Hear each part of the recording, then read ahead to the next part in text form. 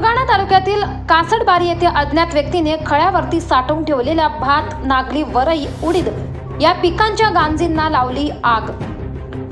23 डिसेंबर रोजी रात्री 8:30 वाजेच्या दरम्यान खळ्यांवरती भात, नागली, वरई, उडीद गोळा करून ठेवलेले धान्य श्री जयराम सखाराम वार्डे, श्री रंगनाथ सोमा वार्डे, श्री रमेश सोमा वार्डे, मुक्काम पोस्ट कासडबारी, पोस्ट बारे, तालुका सुरगाणा, जिल्हा नाशिक येथील शेतकऱ्यांच्या पिकांच्या अज्ञात व्यक्तीने रात्रीच्या वेळी आग लावल्याने संपूर्ण भात, नागली, वरई, उडीद, गंजी गोळा ठेवलेल्या पिकांची राख रांगोळी झाली आहे।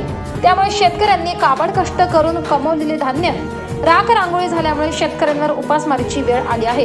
त्यामुळे त्यांनी खायचे काय अशी वेळ त्यांच्यावर आली असल्याने या शेतकऱ्यांचे झालेल्या नुकसानीचे लवकरात लवकर पंचनामे करून व त्या व्यक्तीला न्याय मिळवून द्यावा आणि ज्या व्यक्तीने ही आग लावली आहे त्या व्यक्तीच्या प्रशासनाने लवकरात लवकर तपास करून त्या व्यक्तीवर कठोर कारवाई करण्यात यावी।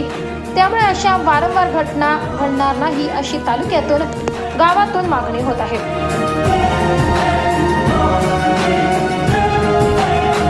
24 लाईव्ह महाराष्ट्र न्यूजसाठी धर्मराज चौधरी, पेठ।